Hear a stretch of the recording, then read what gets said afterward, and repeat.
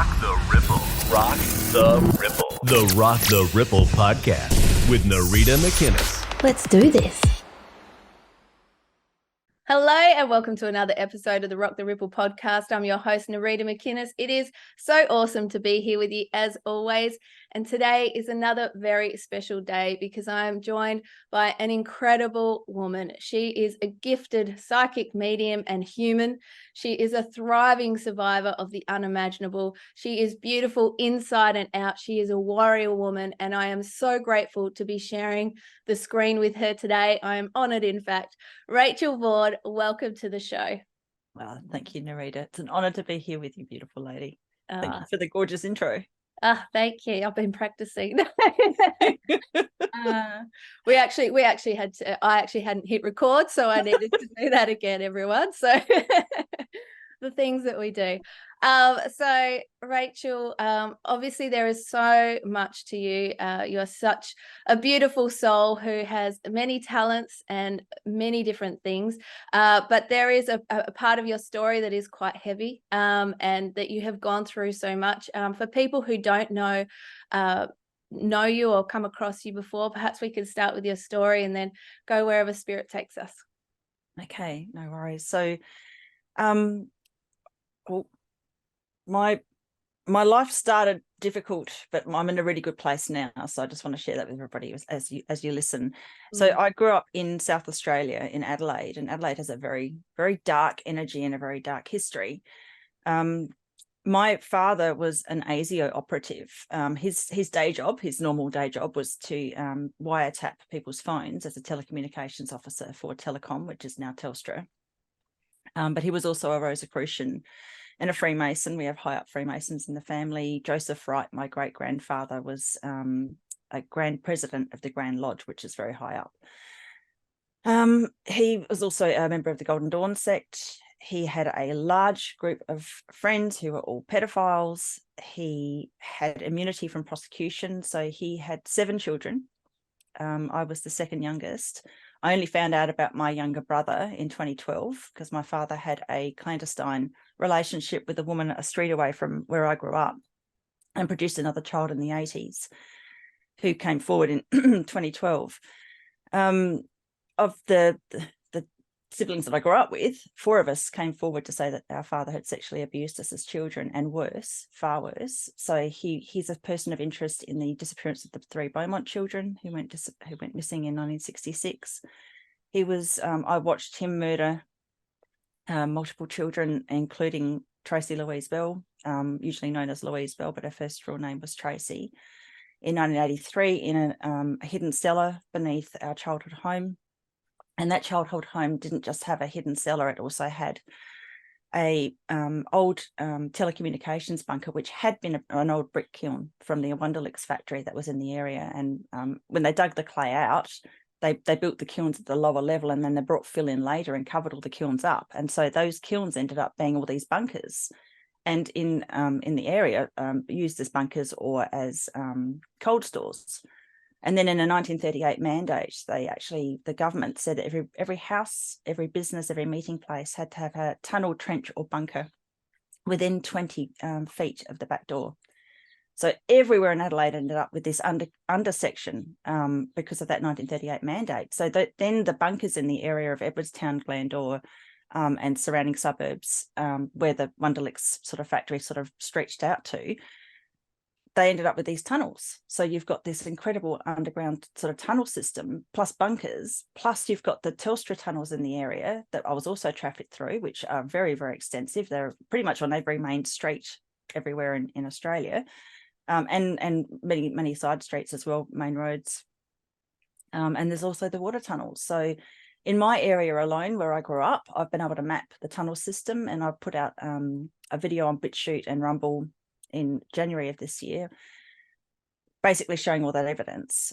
As far as I know, it's the only time someone like myself who's spoken about things like satanic ritual abuse has actually been able to put out evidence of the abuses that I've experienced. And my siblings, like my brother and sister, have got so many photographs, sort of photographic evidence that I've also managed to put out in videos. So there's an enormous amount of evidence to prove that our father was involved in some very nefarious activities.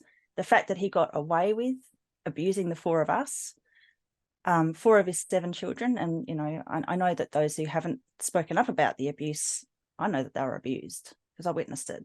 So, you know, the fact that nothing's been done is it's just horrific. It's ridiculous. I went through every government department you could possibly go through and complained to everyone you could possibly complain to.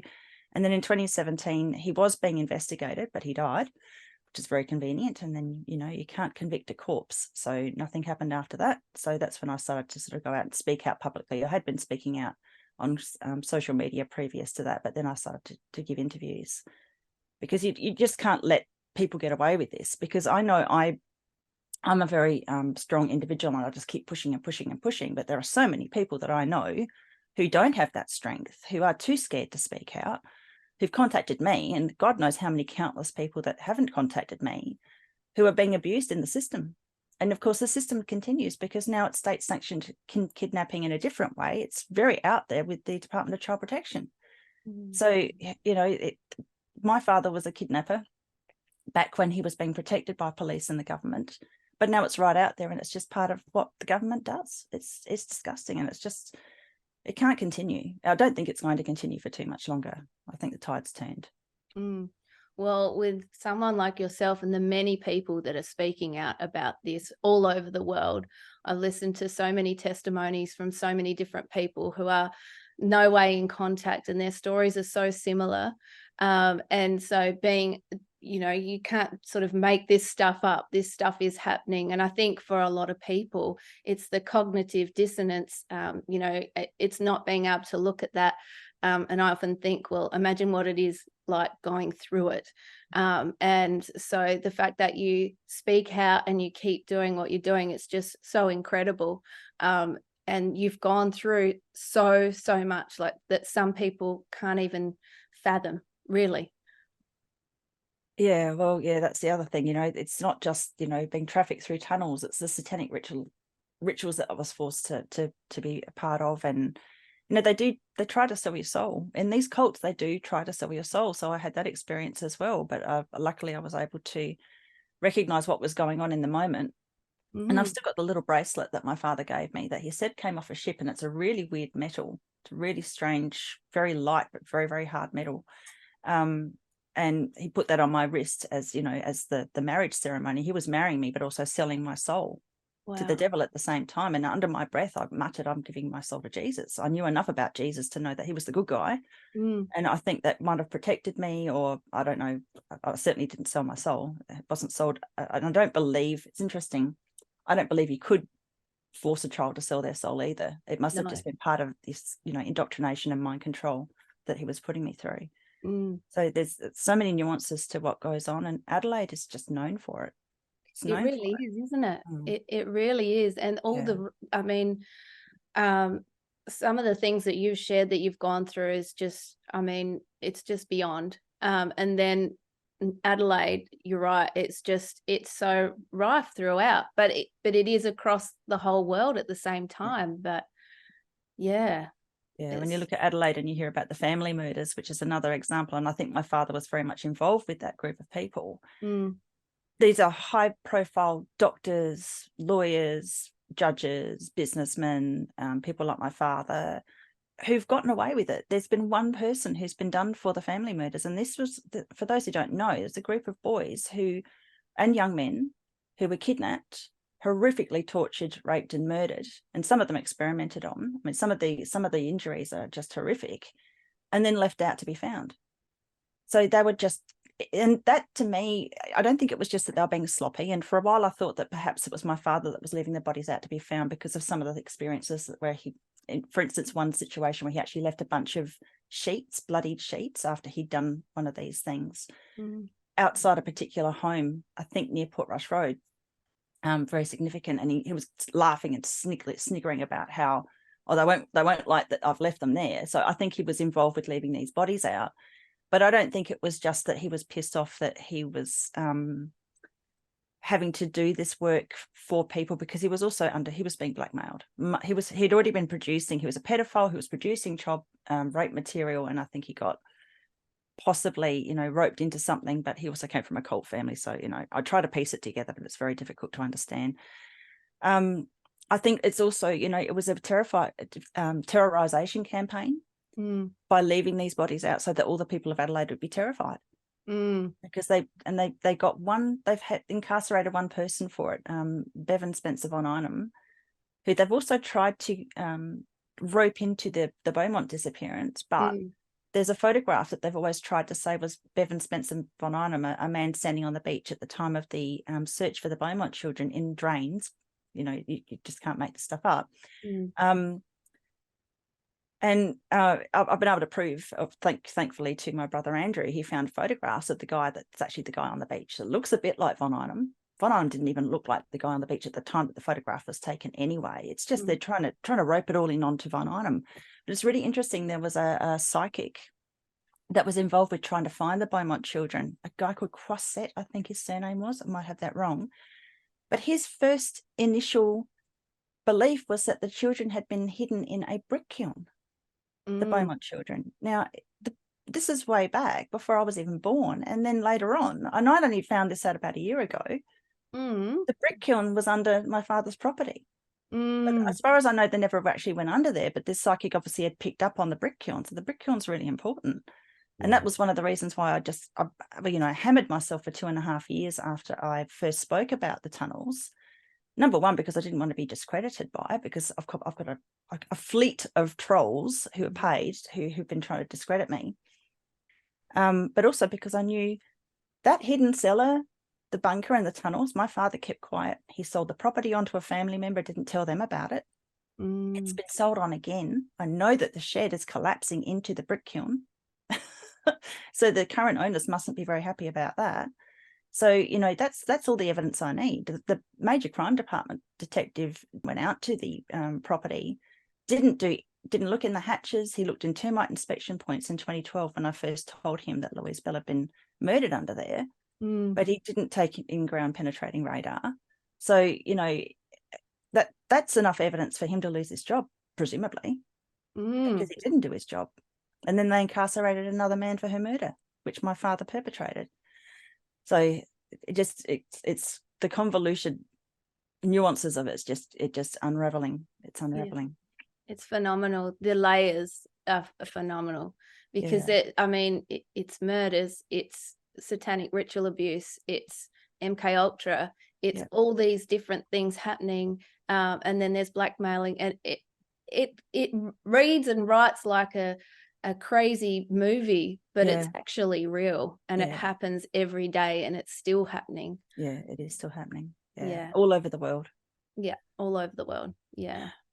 And you're interviewed a lot with what you do, and you keep speaking your truth and sharing the message that needs to get out there, which is phenomenal. I know you're doing something at the moment with 50 Voices. So what's that about?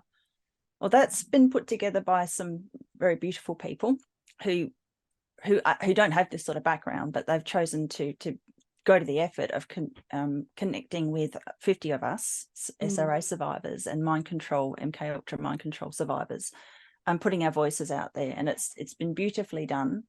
It's very, very professionally done. I think, people have such short attention spans nowadays, but the trailer, which was about 5 minutes long, that's been seen, it was 500,000 times on at least one platform. So that's getting to the realms of it starting to actually, having some traction. Basically, it's people from all over the world, many different cultures, backgrounds, different countries, different languages, same experiences. And it's just, it's so hard to refute when you know that few of us know each other, but I don't know any of the ones on the other side of the world who are speaking different languages, but they're talking about the same sort of things that I went through. Yeah. So it's difficult to refute when you have so many people. And that number 50, that's only those of us who've actually spoken out. The number of, and the numbers of people who, of sufferers and victims who died is astronomical. Yeah, it is, isn't it? It really is. Yeah. Oh, there's so many ways that we can go here. So I've made lots of notes and things, and I think one thing that you talk a lot about are the tunnels, those interesting things and different things that you've said in different interviews that I've listened to you speak about that have stayed in my mind that I find quite interesting, like things like where palm trees sit. And can you talk a bit about that and what that people can look out for and I guess just become aware of in a way? Well, that was something that actually was shared to me by another survivor, which, you know, it's amazing when you put yourself out there, you'll get all these incredible people come forward with their own evidence, and that helps you to sort of piece the whole puzzle together. So someone came forward to me to say, did you realize that the palm trees are, actually it was two people, the palm trees are a symbol that these people use. So that's why you've got palm trees all over Epstein Island. It's a symbol for them. It's their, another person pointed out that the root ball of a palm is about 18 inches. Depending on the palm tree.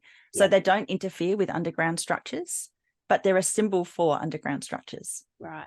So, and once I realized that, I mean, we had a yucca palm in the front yard of my house, right next to the underground cellar, right next to it. So within a couple of feet. So that was my father putting up the sign. And it's really interesting that that house now has a red painted door. It had a red painted door at the time it was sold, just after I went public with the ITNJ. That house got sold. So that had been owned by my family member at the time. Now it's got a red door, and the red door is also another symbol for child trafficking and underground trafficking. So I didn't know about the red door. The palm tree's gone, but the red door is there because the palm tree must have died or been taken out. Yeah. And is it across streets as well, like something like Anzac Highway, or is it more it's in the front of houses? And another thing as well that you talk about are terraces and cul-de-sacs, like or I think cul-de-sacs. Terraces and avenues. Terraces and avenues tend to be where you find the water tunnels. So depending on how big they are, so some of these water tunnels you can drive through. So there's one at Morfettville Racecourse that you can drive into. There's another one at Camden Park, not far from where I grew up, that you could drive into. These are huge openings. Yeah. And so if you go along the terraces and avenues, you can see some of these water tunnels are actually really big, and you can go into them. Some of them have, I think they're called, well, with the telecommunications tunnels, the Telstra tunnels, they've got junction boxes as well, which are huge. I mean, I've had stories from people tell me that they used to ride their bikes in them as kids, ride down the tunnel and ride around in this junction box because, you know, you can ride up the walls and things. So there's an underground that people just have no idea about. But yeah, the palms are markers. So it's interesting too, because they seem to be really bringing the palms out in places like Bendigo. I mean, Bendigo's covered in them anyway, but they're really, like the main streets and stuff now, they're really putting the palms up in these areas that are going to be smart cities. So again, it's another big symbolic thing for this. The whole symbolic language for these Freemasons and these people in these occult circles that we're supposed to not know about, but the symbolism, as the Bible said, I'm not a big biblical person. I'm not into organized religions at all, but you know, the symbols will be their downfall. That's so darned obvious with it. It's everywhere. Yeah, it is everywhere. And you know, the thing that's popped into my mind while we're speaking too is the recent video around the tunnels through to Kangaroo Island as well. And that person finding a book in the salvos or, you know, op shop, wherever it was, and going through. What do you think about that? Well, it's interesting because that particular website, Jim's Urbex, there's been some weird stuff on there that I don't necessarily think is legit, but I might be wrong. Yeah. Okay. So, but there's other stuff that I do think is legit. So, and this KI tunnel, I know somebody who's been at the KI end and played in the tunnel entrance, and also her father talked to her about the tunnel. Wow. So, and I think more and more people are going to come forward with memories of this. So there's no need for a bridge or a ferry if you've got a tunnel. So there's also no need for a desal plant if that's a water tunnel. So people are paying $283 a year, tax ratepayers, for the desal plant, which is not necessary if that's a water tunnel. So Yeah. what on earth? Mm, Yeah. But it's interesting also that Cape Jervis end, I heard legends about this big opening that friends of mine used to do. They used to call it the leap of faith, and they'd jump over it. And I'm wondering if that's what they're actually talking about, this big crevice that's in there that obviously is the beginning of that water tunnel. Wow. Yeah. I actually had a friend mention Cape Jervis a little while back, but not related to this, but just her sense of the energy. And so I just found that really interesting, and the fact that you're bringing that up as well. So it's just, yeah. And you said before, you're talking about how now that this is more out in the open and people's memories might start to come back around Kangaroo Island, but also tunnels. That to me is another fascinating thing too, because a lot of the stuff that you have gone through is so horrific, so traumatizing, and our brains have this magical, powerful subconscious mind, which can really help us, but it's also used in terrible ways to split and all that sort of stuff. And when you're talking about memories, there's some people, they, from what I've listened to and researched myself, is memories tend to start coming back around the age of 30, 35 on average. But then there are people whose memories are so suppressed that they might not come out into their 40s or even 60s. Can you talk a bit about that? Yeah. So it's interesting because there's an average of around about 26 years from when abuse occurs and someone actually remembers it, if it's so horrific that they've actually sort of split to an alter, or they've repressed it to the point where they can't access it. So that's quite a long period of time. Some people it takes even longer. Yeah. It's also fascinating to know that Sydney University was a hub for mind control. And you see a lot of people coming out of Sydney University who end up being their MK Ultra slaves, a lot of actors, actresses, musicians, those sorts of people. Martin Orne, Wendy Louise Walker, there's a bunch of them that were teaching hypnosis in the psychology department at Sydney Uni and beyond. Graham Burrows was part of that. These are all people who are also involved, not all of them, but that I've named, but many, many people are involved in hypnosis, are also involved with the False Memory Syndrome Foundation, which is there and set up the satanic panic rubbish to try and discredit people like myself who speak out about these things. So when you've got this normal part of the brain that just dissociates and pulls back, and you've also got people who are adept hypnotists running around making sure that people get reprogrammed, and so that they can't come speak out. And obviously there's threats and all sorts of other reasons why people don't speak up. They've got everything very cleverly tied up until you get to a point where humanity goes through an awakening period, which is what we're going through. So at the moment, in the last 3-4 years, and I think they knew that this was coming, something about the photons of light hitting Earth, or we're just coming to a phase where psychic ability is it's going through the roof. People are suddenly waking up. And it could also be that people, stopped drinking fluoridated water. They stopped using the fluoride in the toothpaste. They started to realize that is actually deadening and calcifying the pineal gland, which is the seat of being able to pick up this psychic information.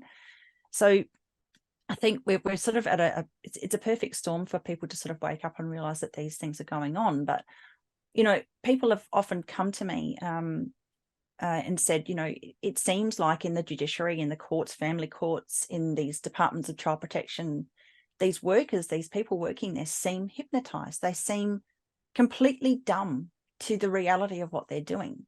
And I think they are. I mean, my father would click his fingers at my mother and say a few words, and she would be rapidly induced into a hypnotic state. she'd be somewhere else, and terrible things would be happening right in front of her. And then he'd click his fingers again, and she'd be back out again. Wow. And gobsmacked at the state of her children. So these people have these tools, but it's failing them, because obviously, there's so many of us speaking out now, and so many people waking up to it, and so many people coming to this cosmic consciousness, or higher consciousness, where they're just not dumbed down anymore. People aren't watching the news. The reason why reporters speak in the way that they do, it drums into you the sort of things that they want you to hear, and it's a form of hypnosis as well, and they're trained in that. I don't know whether or not journalists realize and presenters realize that that's why they're doing it, but it's definitely a form of hypnosis. So Australia's hypnotized, or has been, but we're waking up. We are waking up, absolutely. And there's no stopping the awakening. I mean, it's sped up so much, hasn't it? Yeah, it has. It has sped up so much. And I think for anyone who, wherever they are, always feel like people are exactly where they're supposed to be in their awakening, in their journey. And, you know, if this is something that you're hearing for the first time, just to be really gentle on yourself, and to know and be okay with that. You're doing great, and you came here for this time. You chose here to be this time. I mean, it is crazy. It's like Mother Earth is giving birth, and there's so much coming to the surface. The light is being shone on the darkness of the stuff that's been there the whole time.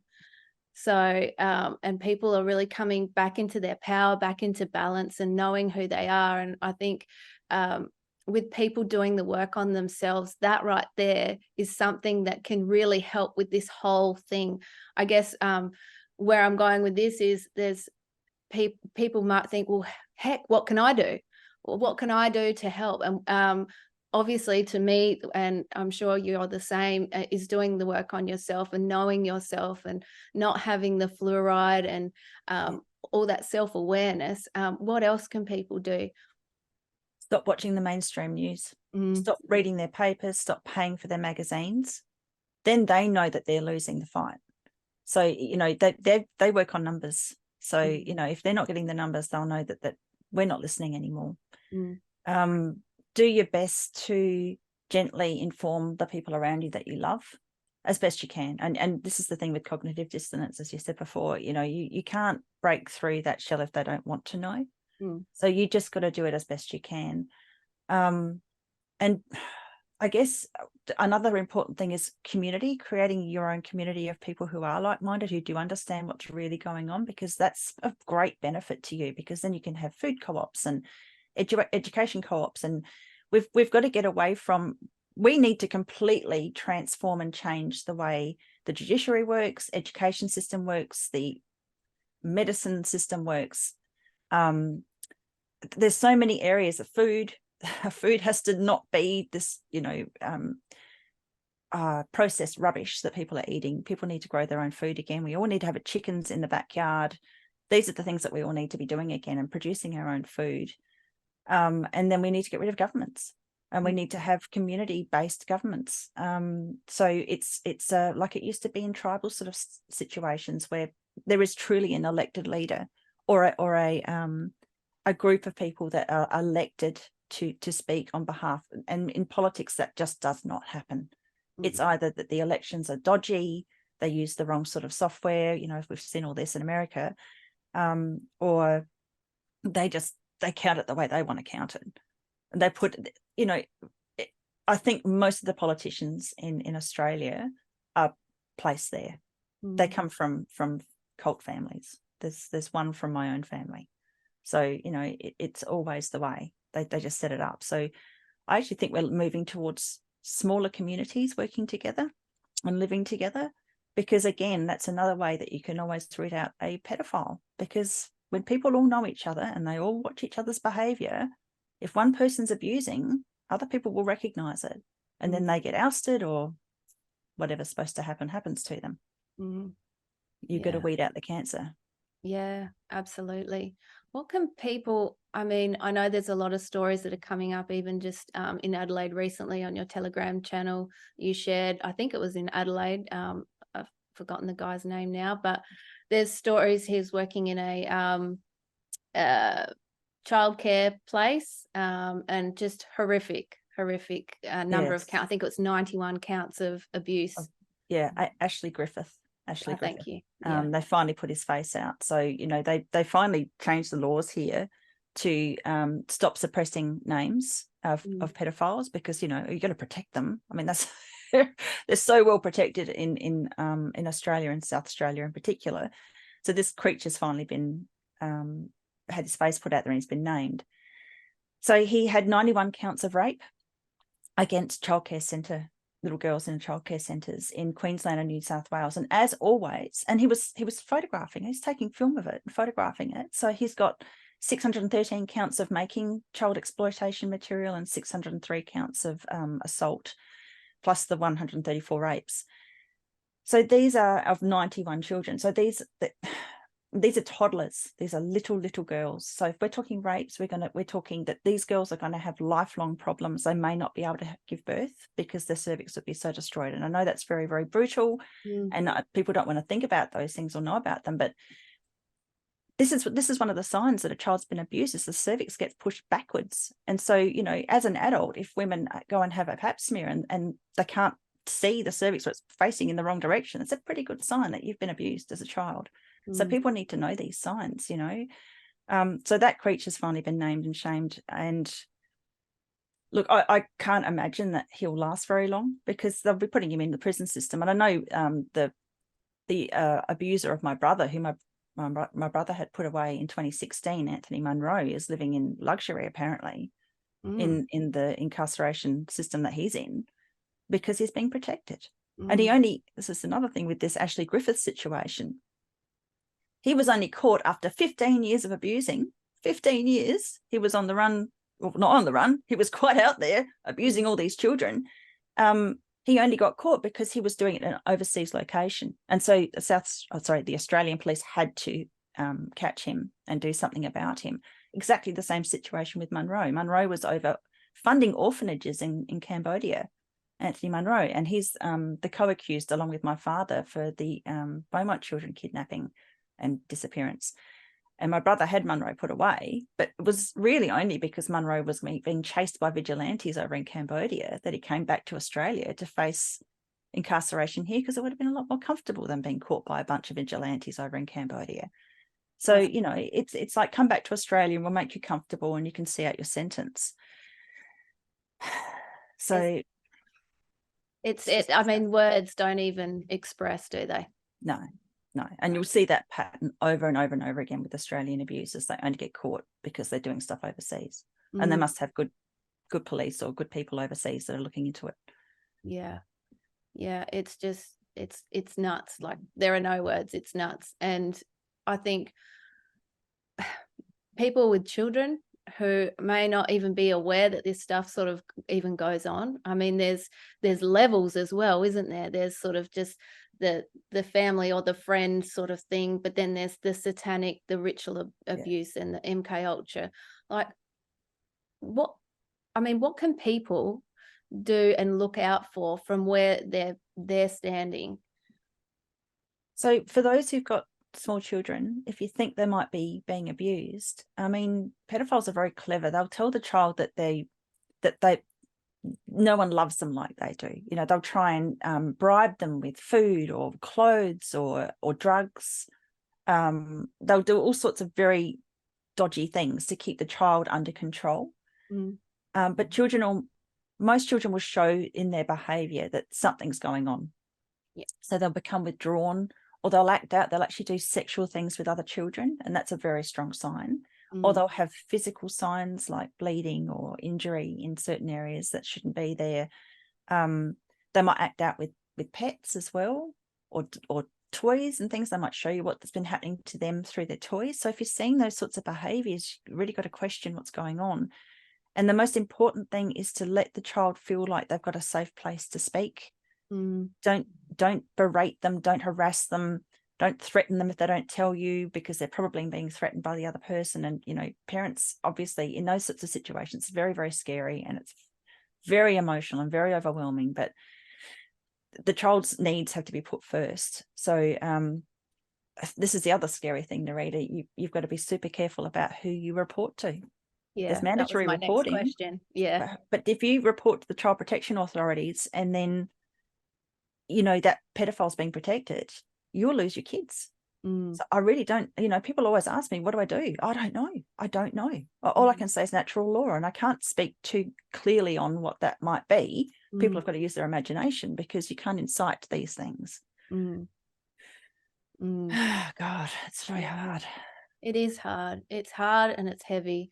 From this, like, darkness and heaviness, there is also so many gifts that come through from this. The connection with the beautiful people. I know that you've connected with so many incredible humans across the world, sharing your story and making friends online that you know that you'll have for life, and that you can talk to about this stuff, and that you can all share your knowledge.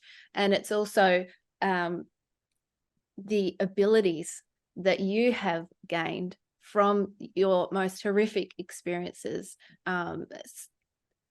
some of those being your psychic gifts, which are absolutely incredible, and knowing, I guess, being able to read people really well and knowing sort of where to go in conversations and all that sort of stuff. Can you talk a bit more about those kind of the blessings in the shit? Yeah, technical cool. term. Great way to put it. Yeah, it's weird. So I'm an incredibly optimistic person. So I think that's what's kept me surviving this long. So both my sides of the family, my mother's side and my father's side, have this innate psychic ability. My mother, I think, was chosen by my father. She was 16 years his junior. He was already married with 3 children when he decided to get her pregnant. I think he chose her because, and this is a friend of mine, Doug McIntyre, has done some amazing research on this. The Nazis knew that hazel-eyed, particularly green-eyed, hazel-eyed people, it's called central heterochromia when you have hazel eyes. Heterochromia is, or 4 heterochromia is when you have 1 green eye and 1 blue eye, or 1 green eye and 1 brown eye. Central heterochromia is when you have, say, a green eye with a brown around the pupil. And it's called hazel eyes, and it's supposedly so ordinary, but it's roughly 1 in 200 in some statistics, and it's actually much lower in on a worldwide level. Number of people actually have hazel eyes, particularly when they're green-eyed and they have a Celtic background. You have an innate psychic ability. So the Hindus believe that anybody with multiple different colors in their eyes had a connection to God and an ability to see the future. So the Nazis are fascinated by this, and so they were abusing and mind controlling a lot of people with this heterochromia and central heterochromia. And when you look at Hollywood and you look at the music industry, the number of people with either full or central heterochromia is extremely off the charts, considering what a small population it is that has it.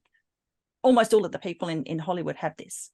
Yeah. So most of them are mind control slaves. So if you look at and you see and you notice this, and there's even articles, you can look it up, where they've got lists of people who've got this, if you Google it or whatever.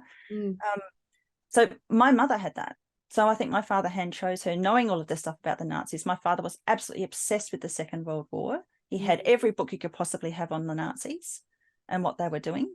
So he knew. So he chose her, and through that, I was chosen for the mind control programming with the psychic theta programming aspect of it. So my training started from when I still had a dummy in my mouth, and he was holding me up, and I was still in nappies. And they would show me these cards with black and white sort of markings and symbols, and I had to guess what the person was thinking of and point at the card that they were thinking about.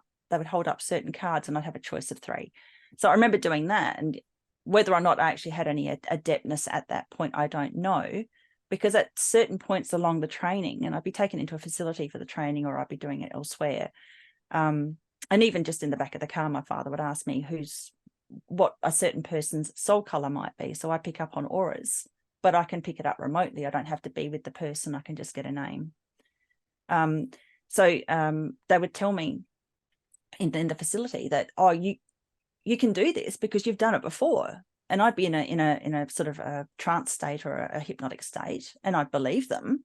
And then I'd start to do whatever it is that they told me I could do, and I would have that ability. But my father told me years later, we just told you could do those things. You believed us, and then you expressed that ability. Wow. So, mind over matter is a pretty powerful thing, or mind over soul, I guess is probably the way you describe it. But yeah, I've managed to turn that around. So I refuse to let my life be some, nightmare story. I've turned it around. I'm actually very happy. I would describe myself as fulfilled, because I've done what I needed to do when I came here. I've actually gone past that. I survived enough to tell my story, I've provided the evidence now. Mm. Now I can actually do what my joy is, which is the psychic work. And, you know, there's something so beautiful. I mean, you spoke about something before, you know, off camera, to teach people to do things. Mm. And then they have this ability to sort of pick it up. And it's something that's people would think is very unusual or, you know, they're incapable of doing, but they are very capable of doing. So, you know, you're gifted too. Mm. But you wouldn't know unless you sort of tried it out. Mm. Yeah. So, you know, I teach people how to read auras, how to identify ley lines. That's one of my greatest, you know, joys at the moment, is that I've been seeing these tunnels and, you know, tunnel girl, these energetic tunnels through nature for probably a bit over 10 years, not really knowing what to do with it. But now I'm actually teaching people how to recognize them and how to find them. And where these ley lines cross over, you get these big portals. And you get this incredible energy in these big portals. And it's interesting, I've just been reading a book by Alfred Watkins, who's supposed to be like the number one guy on ley lines. This is a 1925 book, so this is the book. And I've only a little way in, but he's talking about how, you know, along these ley lines, there's all these particular monoliths, these big rocks that have been etched and marked. It's obviously there for sacrifice on, because there's the way the marks, and this is in England. So they were still practicing human sacrifice in England, well, whenever these monoliths were created. I mean, I guess their history goes back a couple of thousand years at least. So, you know, human sacrifice, even in English culture, was still happening, you know, a couple of thousand years ago or sooner. So it's, you know, this is the thing, people don't recognize that with ritual abuse, it's been happening for eons on Earth in just about every culture. And just about every culture that has a great deal of technology too, which is really disturbing. So just to think it just stopped one day is irrational. Yeah.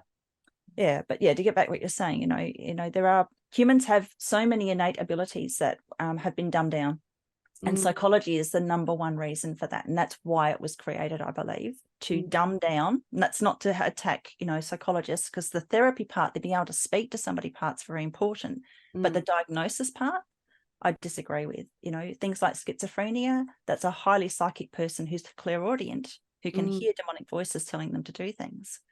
It's not an illness. It's something that they need to be protected. They need to learn protection modalities so that those things don't happen to them anymore. I think when you saying that, is it Jerry Marzinski? Thank you. I can never say his last name.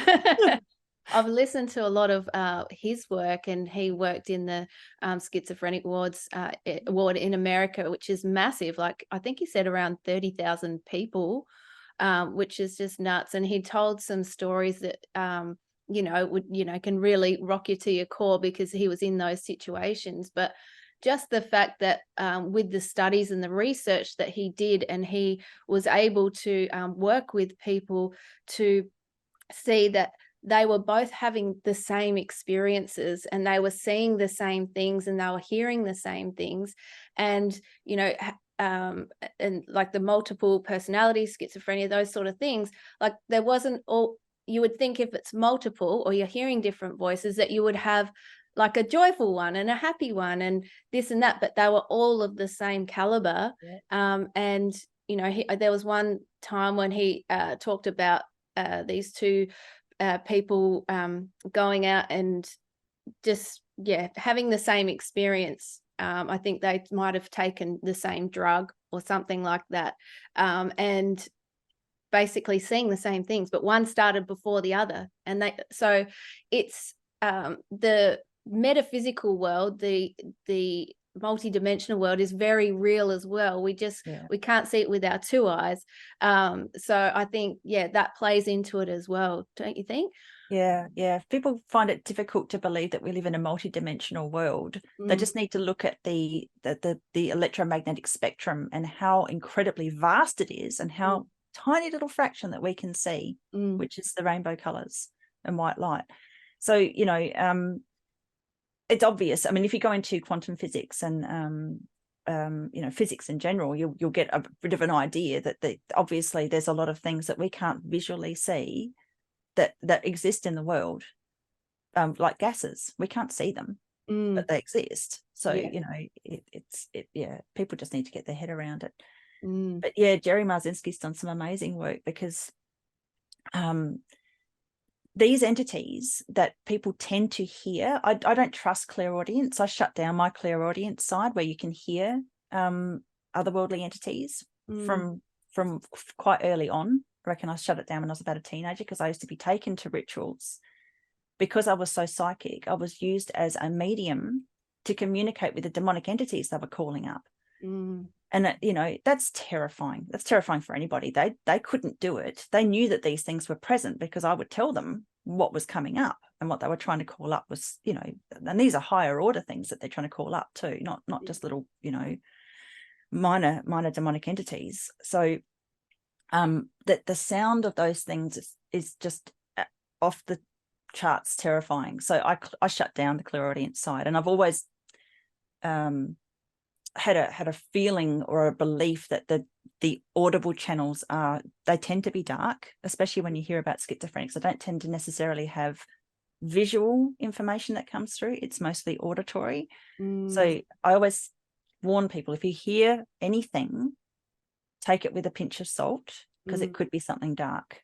And you know, obviously if it's telling you to do bad things and to hurt people or hurt yourself, it's definitely dark, and you need to cleanse yourself from it. Yeah. And there's also like voice of God technology, where they as well, like as well as the entities, there's the frequency stuff that can come in as well. And they're experimenting with that probably prior to the Vietnam War, but you know, there's got so many war veterans that came back that had devices actually put in their teeth, so they could do that more accurately. They obviously don't need to do that now. Yeah, like do you think that would be also like with fillings and mercury fillings? Definitely. Okay. And these poor veterans were saying that they put stuff, you know, I can hear it in my head, and they'd just be relegated as crazy, end up on the streets. Well, now it's a well-known fact. It's not a conspiracy. They were doing that. Yeah. It's so nuts. And so many questions, so many places to go. Going back to the portals, because this is some work that I've experienced with you directly, which has just been phenomenal, and so grateful for it. I see portals everywhere now. And once it opens up, it's like, wow. It's just awesome. And I think, you know, like to balance out like the heavy, like to know, like the portals are so powerful. And where they come in and they converge, and what I guess for people to know and have in their heart is any tool can be used for good or evil. Any tool. Exactly. So the portals can be used for rituals, or they can be used for creating the most amazing as well. And as human beings, we're creator beings. We have the power within us to create anything that we want to create. And so when we're stepping into portals, we go in with the right intention, and protect ourselves if we feel we need to, and we connect with Mother Earth, and we connect with nature around us. That right there puts us in a really good position to really raise the vibration, not only of ourselves, but the whole entire planet, because it always ripples out, doesn't it? It does. Yeah. Thank you for saying this, because I talked about this a little bit in the interview with Emma Catherine on her Imagination podcast. It's so important for people to know. So when I was started to sort of recognize these ley lines and portals in nature, I didn't really know why it kept showing itself to me, and why it was so painfully obvious to me, and I was absolutely fascinated by it. And the interesting thing with these ley lines, so ley lines are like the soul meridians, and the portals are like the chakras of the earth. And the earth has many of them. And, you know, if you try and look up ley lines, you get very little information. You know, I found a couple of books, you know, and you know, it's very difficult to find information on it. So Alfred Watkins was doing his studies in the 1920s and put his book out in 25. And he couldn't find any information prior to that either. So we knew that ley lines existed, and we knew that all these monoliths and churches and powerful places like Stonehenge had been built on these ley lines, but people didn't really understand that the knowledge of why had been lost. So if you look at places like Stonehenge, the Oracle of Delphi, the Vatican, the Washington Monument, they all have these massive circles around them. Now, those circles are the the boundaries of these enormous portals in those locations, they're particularly large. The ley line sort of crossover nexus points where I've been doing my photographic research, and these things show up on photographs, people, so it's visual, you can see it. They're smaller. What happens is the darker entities, cabal, they build their stadiums and their other monoliths like the Washington Monument, the Vatican, in those spaces so that they can call out dark entities, because these portals and ley lines are multidimensional. So they're fifth dimensional spaces within which the doorways to all the other dimensions are accessible. And that's why they do their rituals in these creepy places. And they're only creepy because of the way that they've manipulated them, because those doorways are there. So they will kill a child or kill an animal or whatever they want to do to open a portal, to open a doorway, and let these entities in, and then they can try and co-opt them, get the entity to take over their body if they want to have more power, those sorts of things. So that's what these really dark-souled humans do. What we need to do, and it's interesting because as I was doing the course, I've only taught the course 3 times now. I'm coming up for another one in November.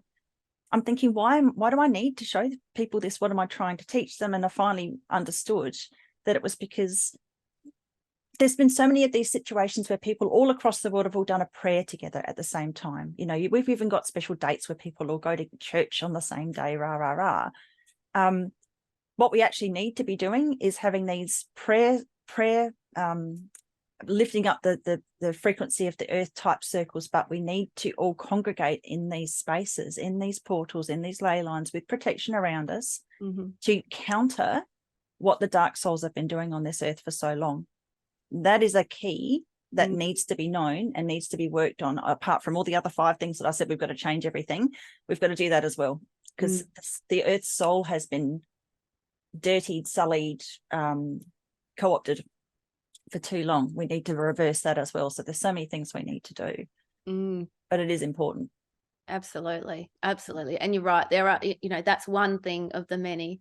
But, once you start becoming aware of these things, awareness is key, because when we're aware, like, you can't become unaware. Once things are seen, they're no longer unseen, and your heart expands, your compassion expands, and you can, like the fact that I see all these portals everywhere, like I'm seeing people's auras and things like that. It's so powerful. And I think it's, testament to you as I just think you're phenomenal. And the way that you show people how to stand in their power and to see the gifts within that we all have, the innate gifts that we all have. And for us to know that, there are so many things that we can do. We can stop watching the news. We can stop the fluoride. We can live toxin free. There's many of us who talk to the plants and the trees and the animals. I've always had a fascination with trees my whole life. I just love them.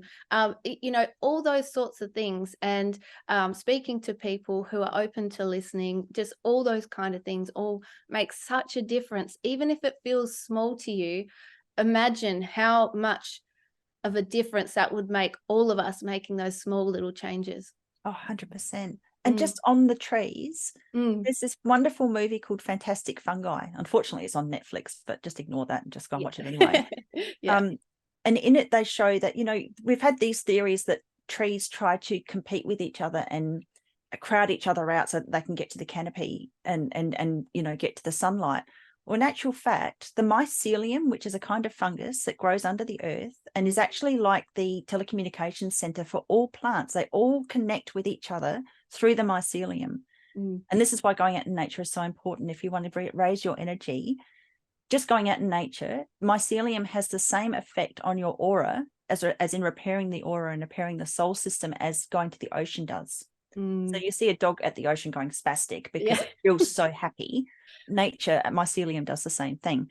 But the trees actually feed each other through the mycelium as well, which is so beautiful. So we've always had this belief, the plants are all trying to outcompete each other. No, they're not. They're feeding each other. They did testing. You see it in the film where they gave radioactive isotopes to one tree, and shaded another tree So the tree that wasn't getting any sun couldn't feed itself. Well, the radioactive isotopes from the other tree were feeding through to the tree that couldn't feed itself. They were feeding each other. So they're conscious. They're beautiful, conscious, living, they're aware of us. It makes me cry now when I see trees being cut down, because I just think, oh my God. Yeah.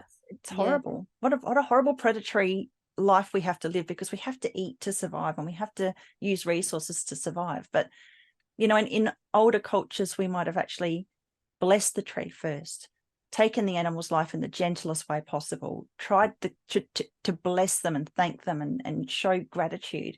And those things, I think, are coming back. We're going to be doing those things again, because we do need to eat. And I feel guilty even pulling vegetables out of my garden now. But if you bless them and you thank them, it makes a difference. Yeah, it absolutely does. It absolutely does. And I think, the trees are beautiful. And I'd heard that. I haven't watched the movie, but I've heard that, how the trees communicate with each other and feed each other underground. And I had a friend that was building a house, and she goes, I feel terrible. We have to cut down a tree. And I said, sometimes that does happen. We sort of said, give it love and, understand that there will be love where this once was, and know that the trees all will help and communicate with each other underground and feed each other, and it will be okay. But, where they're just, knocking down trees for the sake of knocking down trees all over the world, well, that's just nuts. But nature really is so vital for us. And I think at this time too, the more of us that come back just to being in nature. If you do nothing else and you just go and stand in a forest or a tree, or just by the ocean, wherever you can get to, you're healing yourself, but also the planet, because we're all connected. Yeah, exactly. Yeah. It's a beautiful thing. And people don't realize that the aura, so your soul is your aura, and the soul uses the body like a puppet. So the chakras and meridians are where the soul energy comes into the body and operates it. And that's why when someone's soul leaves the body, it can be in a comatose state and it doesn't really function. It's just sort of kind of there, big lump of meat. The aura itself, or the soul system, it can get perforated. It's like it's got a skin around the outer edge, and that can become permeated, and energies can be lost. So going out into nature, going to places like the ocean, large bodies of water, because of the negative ions coming off moving water, it can actually repair the soul system. So people don't think about the health of their soul, the health of their aura. They don't worry about those things. That's another thing that people need to take into consideration. It's really important. And sound resonance is another really good way to protect and cleanse and clear the auric system. So I use a tuning fork. It's brilliant. So 432 hertz is optimum. You just tap the fork and run it around your body at least once a day, once a week. Exactly. Yeah. With the intent, obviously, of cleansing yourself, and it works really well. And you bring up intent. I think that is the key to everything. Really, it's our intention. Sometimes we can be saying words, but the energy and the intention behind it are different. So it's becoming aware of what you're saying and putting out there, but also being intentional about things as well. If you're going to go out in nature, my intention is to call back any energy that I once lost.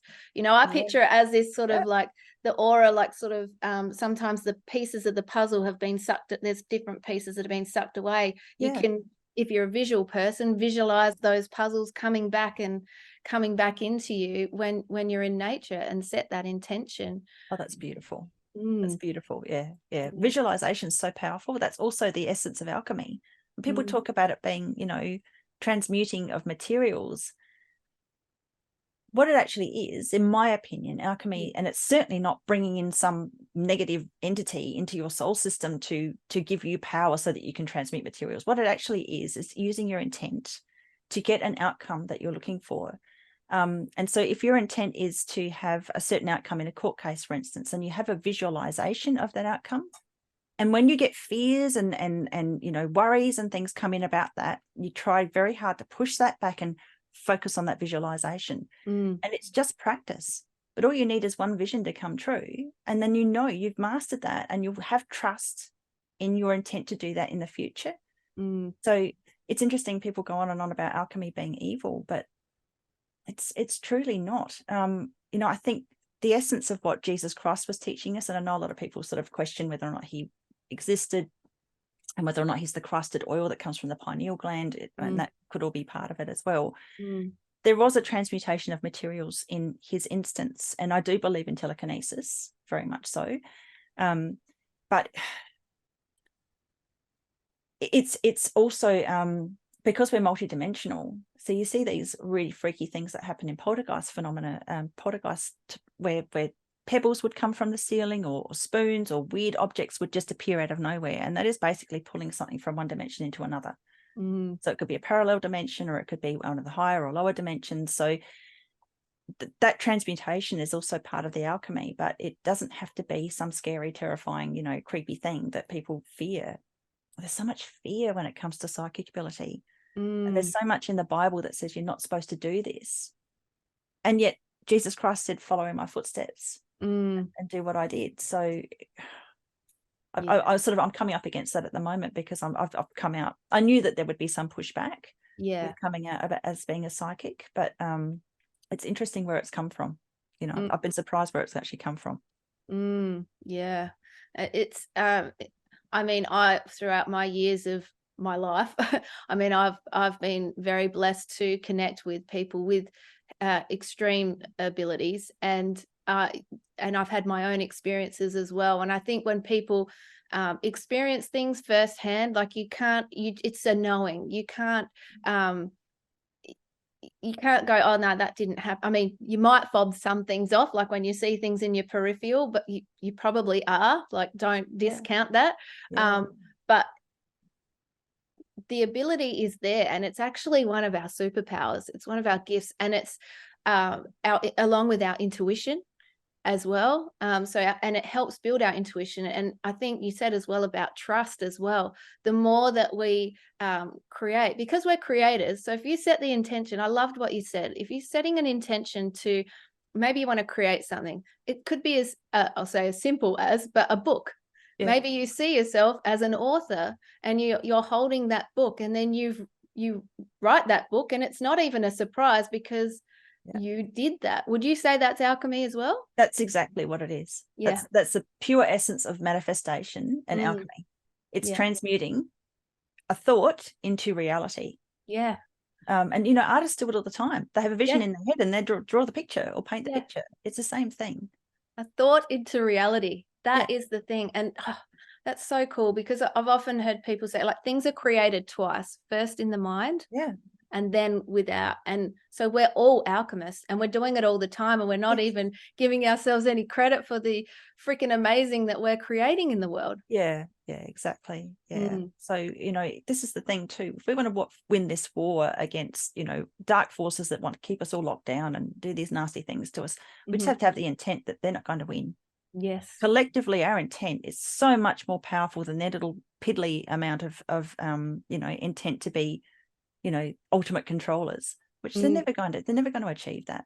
It's just not going to happen. I've never seen that. I see part of my job is prediction. People call a psychic or want to see a psychic because they want to have some sort of understanding of what's going to happen in the future because of fears, and because, they want to feel safe. So prediction is a big thing that I do, and I have never, ever seen that they win this war, ever. And I'm human like everybody else, and I get fears too, and I wake up in the middle of the night, but it's always been shown to me, and I've always seen that it just dwindles away.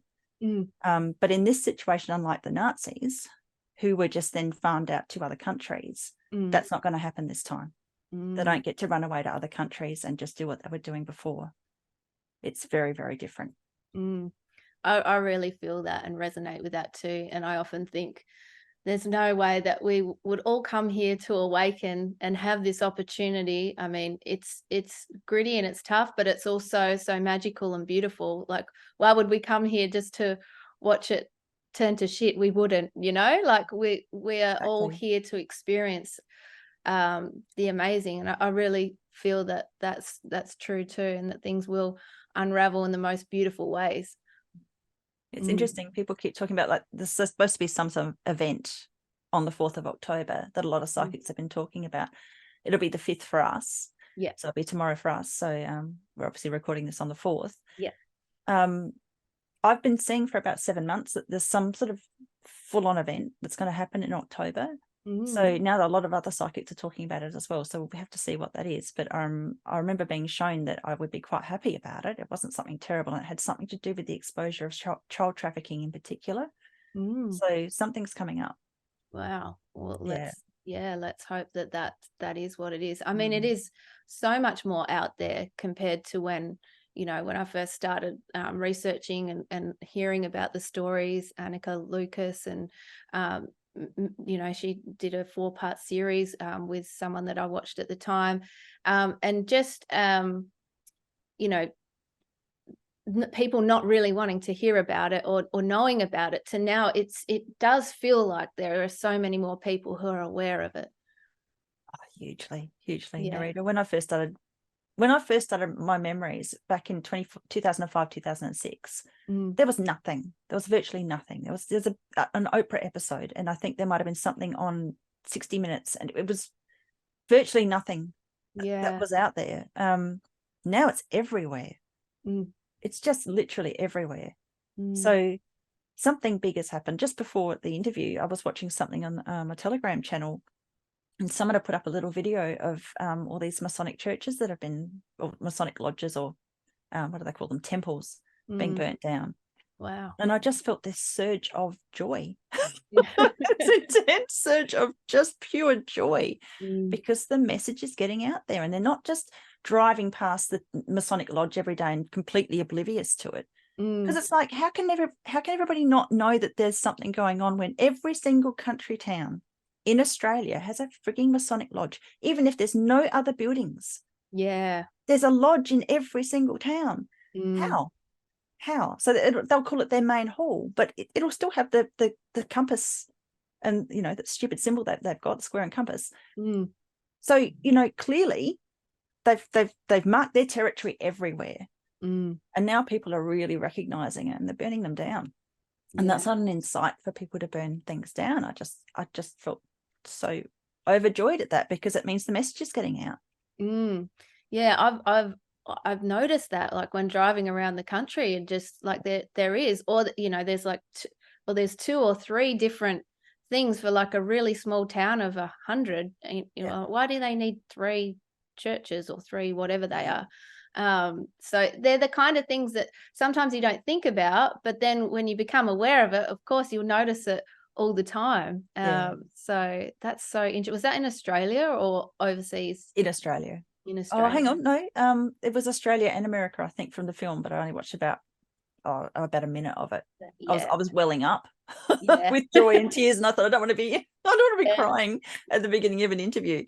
We can cry, we'll laugh. I mean, I can imagine, well, I can't imagine, but at the same time, imagine how that must feel because of everything that you've gone through. Like, I can't imagine it, but just to have that validation that people are seeing this, and just, no, enough's enough. And like what you said as well before about us, just collectively, our energy, and because people will say, what can I do? I say, if you energetically say no, that actually is more powerful than you realize, with the intent of saying, no, I'm not putting up with this bullshit. No. And when enough of us do that, it has to flip. It's like the wave is sort of almost crescendoing, you know what I'm saying? And it will just tip. And I feel like we're right there, aren't we? Yeah, we are. I actually think we're just coming down the other side. So we've hit the point of no return. Yeah. And the water's just going to go everywhere. Far out. This has been such an awesome conversation. I could talk to you all day, and now I'm realizing the time. Is there anything else on your heart that you would love to share right now, Rachel? I don't. It's hard because people keep talking about hopium, but people have got to get their head together and not lose hope. You just cannot lose hope. because that's exactly what the dark side wants us to do. They just want us to be, that there's a thing called learned helplessness that the Nazis were fascinated by, and governments have been using on us, news media has been using on us forever. Learned helplessness, where you just think, oh, it's just too big and it's too scary and I can't get there. Rubbish. What absolute rubbish.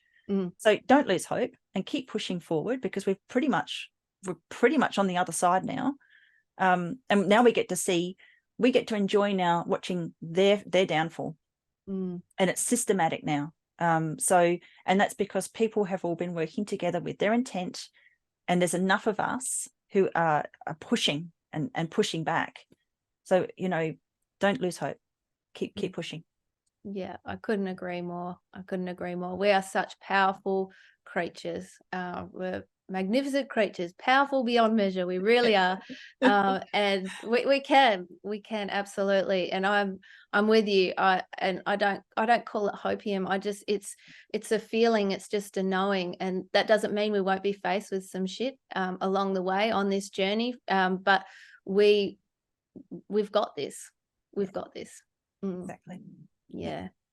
Oh, Rachel, thank you so much for taking the time to chat with me today. I'm so grateful and honored, like I said, to share the screen with you. You're such a beautiful, powerful soul, and I know great things are coming, and thanks again, and thank you to those people listening as well, for being here and holding space for Rachel and I while we'll hold space for each other. Rachel, just thank you again. Thank you, sweetheart. Same to you, darling. Thank you for what you're doing, because again, you're pushing back. Thanks, Rach.